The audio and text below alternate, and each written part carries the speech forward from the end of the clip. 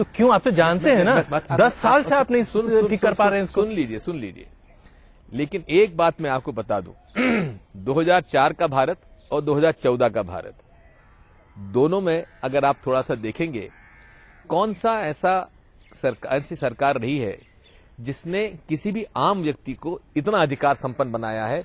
Rights देकर हमने उसको अधिकार दिया है कि इस योजना का आपको लाभ नहीं मिलेगा तो आपको किसी के पास जाने की जरूरत नहीं है, आप दरवाजा खटखटाइए और आपको वहां से आपको न्याय मिलेगा। कौन सी ऐसी सरकार है जिसने हमने 5 तरह के राइट्स दिए? ये 15 लोकसभा सबसे ज्यादा मैन आवर्स लॉस्ट हुए हैं, जितने घंटे बिल्कुल खोए हैं। उसके बाद भी सबसे ज्यादा बिल हमने पास किए, वो लोकपाल बिल। मैं तो धन्यवाद दूंगा सभी पार्टीज को, मैं इसको नहीं कह रहा कि हम उसको श्रेय ले रहे हैं, सभी पॉलिटिकल पार्टीज को धन्यवाद दूंगा। लोकपाल का उन्होंने कानून बनाया। कौन सा ऐसा भ्रष्टाचार का मुद्दा है हम लोगों ने उसके खिलाफ सख्त कार्रवाई ना की हो? आज हमारे सही निर्णय के कारण ही हमारी इकोनॉमी बढ़ी है। लेकिन आप देखिए, जो $600 बिलियन की इकोनॉमी थी, आज 1.8 ट्रिलियन डॉलर पहुंच गई। आपके सामने अर्ज करना चाहता हूं, देखिए आज 10 साल खत्म होने को आ रहे हैं आपके शासन को। आप लोगों ने अगर देखा जाए तो बुनियादी तौर पर शायद बहुत ज्यादा गलतियां नहीं की होंगी, लेकिन जिस तरीके से महंगाई पर काबू न पाने की असफलता आपके ऊपर हावी रही, भ्रष्टाचार में अगर आपके मंत्रियों का नाम शामिल आया, आपने मंत्रियों को किनारे कर दिया। यहां पर येदुरप्पा वाली स्थिति नहीं थी कि 1.5 साल तक चलता रहा, लेकिन उसके लिए भी भ्रष्टाचार का लेवल आपके ऊपर चिपक गया।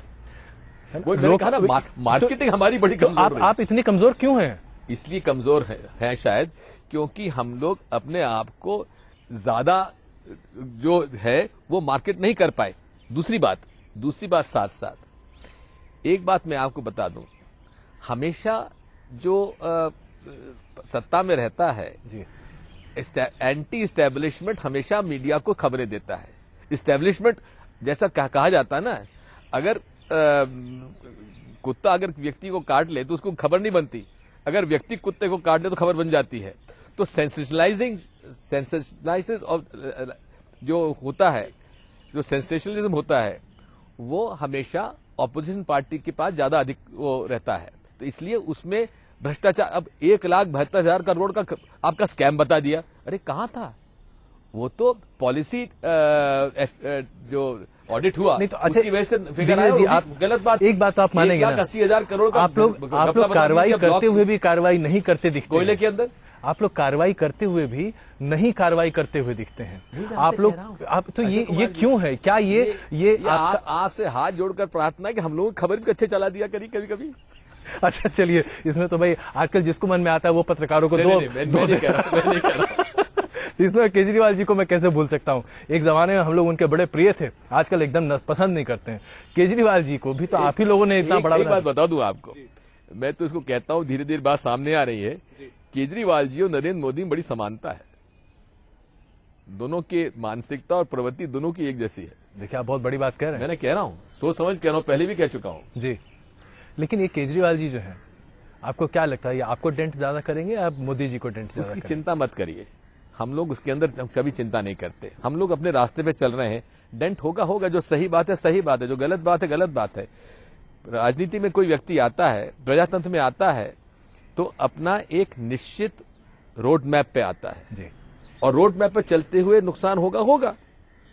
सही निर्णय देश के लिए करना है तो करना है। केजरीवाल जी को आप कैसे डिफाइन करेंगे? आपने मोदी के बारे में तो बात की, लेकिन केजरीवाल जी को आप क्या कहा है? केजरीवाल जी ने, मैं तो उनको 2005 से जानता हूं, उसके पहले IR इंडियन रेवेन्यू सर्विस के अधिकारी थे।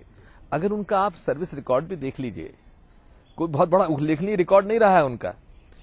उन्होंने एक बार भी दिल्ली से बाहर उनकी पोस्टिंग नहीं हुई है, एक बार पोस्टिंग चंडीगढ़ हुई, उन्होंने ज्वाइन नहीं किया।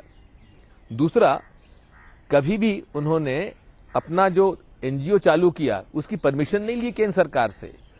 फॉरेन डोनेशन आया, उसकी परमिशन केंद्र सरकार के नहीं ली, जो कि सर्विस रूल्स में आवश्यक था। मैंने 26 प्रश्न पूछे थे केजरीवाल जी से, एक का भी जवाब क्यों नहीं दिया? ट्रांसपेरेंसी की बात करते हैं, ट्रांसपेरेंसी तो इसी बात की, हम जानना चाहते हैं कि अन्ना हजारे और आप में झगड़ा किस बात का हुआ है। अन्ना हजारे स्टिंग ऑपरेशन में कह रहे हैं कि हां इसने पैसे में गड़बड़ की है, इसने हिसाब किताब ठीक से नहीं दिया, उसका जवाब क्यों नहीं देते हैं? आपको क्यों लगता है कि अरविंद केजरीवाल आज भी लोगों तक अपनी बातें बेहतर तरीके से पहुंचा पाते हैं? देखिए मैं इसलिए कह रहा हूं कि जहां भी जाता हूं जहां भी लोगों से बातचीत करता हूं, आप लोग भी लोगों से मिलते हैं, हम लोग भी मिलते हैं, हर कोई आज अरविंद केजरीवाल के बारे में जानना चाहता है। ये कौतूहल बहुत जबरदस्त है। जी, हमेशा देखिए, घर में नई बहू आती है तो 6 महीने तक सब उसकी बहुत इज्जत करते हैं। तो आपको लगता है कि अब किचन में जो है वो खाना खराब बनने वाला है? इस बार के चुनाव को लेकर अगर आपका एक राजनीतिक विश्लेषक के तौर पर मैं आकलन समझूं, कांग्रेस पार्टी के महासचिव के तौर पर नहीं, क्या आपको लगता है कि आम आदमी पार्टी लोगों के मानस पटल पर एक ऐसा इंप्रेशन डाल पाएगी जिससे कि वो वोट में कन्वर्ट कर पाए? क्या आपको लगता है कि ये स्थिति बनती दिख रही है? आम आदमी पार्टी का गठन और उसका उदय मैं प्रजातंत्र के लिए बहुत अच्छा मानता हूं, शुभ मानता हूं, क्योंकि एक आम जनता में हो गया था सब राजनीति खराब, सारे राजनीति खराब, और अरविंद केजरीवाल ने कहा कि सारे बेईमान हैं, सब भ्रष्ट हैं, केवल एक ईमानदार व्यक्ति अरविंद केजरीवाल है, बाकी सब बेईमान हैं। तो उनके सामने भी अरविंद केजरीवाल क्या है, जनता के सामने बात आने लगी है जी। तो इसलिए मैं तो आज फिर भी कहता हूं, आशुतोष हमारे मित्र रहे हैं जी। आशुतोष अब नेता बन गए हैं जी। अब उन्हें भी पता लगेगा कि नेता बनना से क्या होता है। जी जी, हमेशा की तरह बहुत बेहतर लगा आपसे बातचीत करते हुए। बहुत धन्यवाद।